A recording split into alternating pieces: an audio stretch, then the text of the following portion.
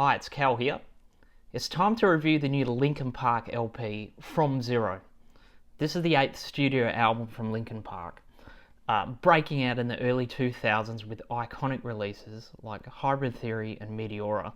Linkin Park enjoyed a fruitful run from 2000 through to 2017. It's one more light. And then there was the sad passing of Chester Bennington in 2017. The group naturally went on hiatus and have since emerged with new vocalist Emily Armstrong from the grunge band Dead Sarah. The opinion was overwhelmingly mixed about the decision to continue as Linkin Park, with much of the online discourse referring to Armstrong's inclusion as unsuitable, disrespectful, among many other things that aren't even tangentially related to the music. But if the last O2 Arena tours from the UK are anything to go by, these complaints are being made by the loudest minority of fans.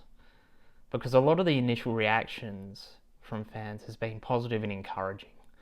They're chanting her name out during the songs, So that's got to tell you they're doing something right. So as for the music, let's start off with the intro. The intro is just a little bit of synth and then just a voice snippet saying, from zero, you mean from nothing. And then it segs into Emptiness Machine, which I think was the first single that was dropped in anticipation for this release. It is a really, really good single. It has all the hallmarks of a solid Linkin Park track. We don't hear any of Emily's vocals until the second verse.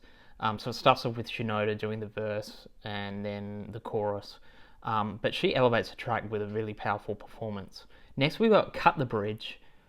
Starts off with some chopped up guitar riffs and it's got really pounding drums. The drums are really good on this. It probably has the weakest chorus of any of the tracks on this LP. And it's okay. It passes as a good track, but it's nothing too major. Heavy as a Crown, though, is a high point of this album. It's a classic Linkin Park banger. It's got the classic Shinoda rap bars and, Emily's aggressive growl in the bridge where she holds that note. A lot of people have been talking about it. It's showing any of the detractors that she has the chops to suit the material of the song and in a greater context of this whole band's oeuvre. It's really, really good. You got Over Each Other, which is very Emily-centered. There's no Mark Shinoda vocals in this at all. It's a really, really good, solid album track. Brings you about halfway in. Quite enjoyable. Casualty is easily the best track on From Zero. It's a heavier sounding track, but Emily's vocals are fierce, and Shinoda's delivery has been spoken about by some other reviewers as being sort of a real different kind of take on it. It sounds like he's a little bit unhinged, but not in a too aggressive way. It's like he is about to lose his mind or something. He's just about to lose it. It's super interesting, and it's something that I haven't really heard from him before. The track Overflow, probably the weakest song on here. It sort of does bring down the momentum a little bit of the album. It's sort of mid-tempo. It's a bit lumbering and uninspired. Just a low point for me. It's not offensively bad. It's just not that good either. Two-Faced, paired with the track Casualty, one of the heavier tracks on it. Really, really good. Really good album track. Really good deep cut. Stained. Stained is the most pop-sounding song on this album.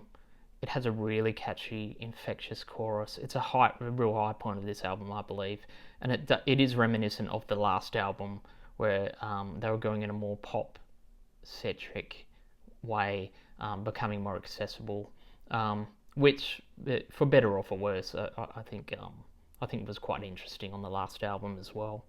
I Give You Everything I Have is a nod to the Hybrid Theory era of Linkin Park. It's in the top tier of tracks here again. This will be a live highlight in their upcoming shows, I'm sure. A lot of people will be belting this out. And the album closes with Good Things Go. It's a really good closing track to the album. It's an earnest reminder that Linkin Park have never lacked in emotional depth, although a lot of their critics over the years have talked about their lyrics being really cliched. I don't believe that that's really a valid criticism, because they're communicating things in a way that is universal to people. People are connecting with these songs. Thousands upon thousands of people have connected with the material over the years, and I don't think that reducing their lyrical content to Thai cliches is it doesn't make any sense at all, because they may be the same people that are talking about I Want to Hold Your Hand being one of the greatest pop songs of all time. Well, it doesn't get any more universal than that, does it? So, your argument's kind of, falling down there in a way. But, in conclusion to this, it's an album for the fans. The ones that want their favourite band to continue on, and they want new material. It also hits that sweet spot of it's 32 minutes. It hits that spot between the 30 to 40 minute album duration that is really, really good. It's palatable. It's long enough to sit through. It's not too long that you just like skipping tracks so you can get through the whole thing. Just because you can drop an 80-minute album doesn't mean you should. And there's so many people that are in the streaming age. It's like, let's put it all out. I have a glut of material. Let's put it all out in the streaming services. Let's get the full LP box set out, these sort of things. But, I think it goes to show you that Linkin Park has always had a sense of the quality control in their music. I think, barring the deluxe editions of their albums, I think the longest LP that they've put out is 48 minutes. And the rest of them are between the 30 to 40 minute duration. So I think that's where you need to be. I think it's just, quality control. This album is solid.